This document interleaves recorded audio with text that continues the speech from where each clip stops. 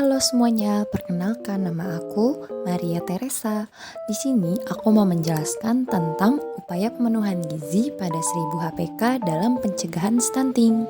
Tahukah kamu apa itu stunting? Stunting merupakan kondisi gagal tumbuh pada anak sehingga anak menjadi terlalu pendek untuk usianya. Kondisi gagal tumbuh pada anak balita disebabkan oleh kurangnya asupan gizi dalam waktu lama serta terjadi infeksi berulang. Prevalensi stunting menurut WHO tahun 2018 di Asia Tenggara ternyata Indonesia menempati posisi ketiga mengalami stunting, yaitu sebanyak 36,4%. Sementara berdasarkan Riskesdas tahun 2018, stunting sudah mengalami penurunan dari 37,2% menjadi 30,8%. Lalu, apa ya tanda atau ciri dari stunting? Ciri-ciri stunting yang pertama, tanda pubertas terlambat. Yang kedua, usia 8-10 tahun, anak menjadi lebih pendiam, tidak banyak melakukan eye contact. Yang ketiga, pertumbuhan tinggi terhambat. Yang keempat, wajah tampak lebih muda dari usianya. Yang kelima, pertumbuhan gigi terlambat. Keenam, performa buruk pada tes perhatian dan memori belajar.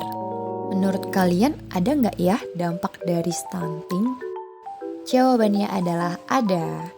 Dampak stunting itu ada dua, dampak jangka pendek dan dampak jangka panjang.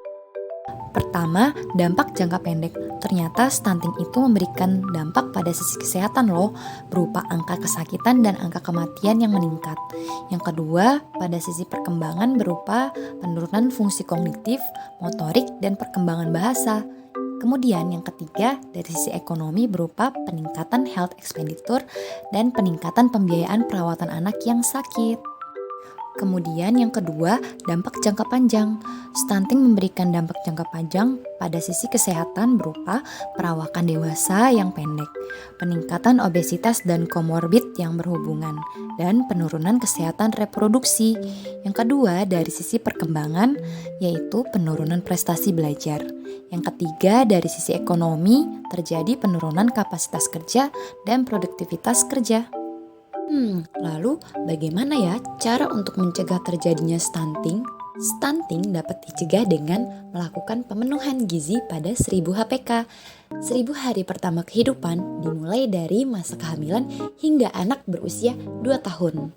Periode ini disebut dengan periode emas atau golden period, sehingga jika tidak dimanfaatkan dengan baik, akan terjadi kerusakan yang bersifat permanen loh. Zat gizi pencegah stunting yang pertama adalah ASI. ASI diperuntukkan bagi bayi yang berusia 0-6 bulan sebagai ASI eksklusif. Yang kedua adalah protein. Protein diperoleh dari protein hewani dan protein nabati, seperti daging sapi, telur, tahu, tempe, dan lain sebagainya. Yang ketiga adalah kalsium. Kalsium dapat diperoleh dari bahan makanan seperti susu dan produk olahan susu lainnya. Yang keempat adalah zat besi atau Fe.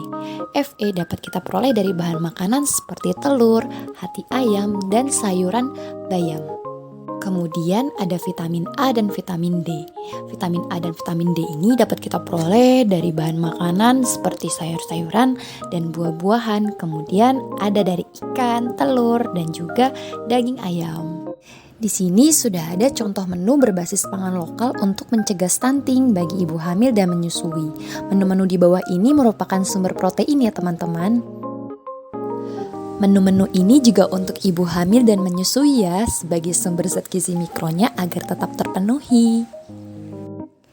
Ada juga contoh menu untuk bayi berusia 6-9 bulan dengan tekstur halus atau bisa disebut tekstur puree. Selanjutnya ada contoh menu untuk bayi berusia 9-12 bulan dengan bentuk makanan yaitu cincang. Yang terakhir adalah contoh menu untuk bayi berusia 12-24 bulan dengan tekstur makanan biasa atau sudah bisa mengikuti makanan keluarga. Jadi itulah upaya pemenuhan gizi pada 1000 HPK dalam pencegahan terjadinya stunting. Terima kasih teman-teman yang sudah menonton. Jangan lupa untuk klik tombol like dan subscribe ya.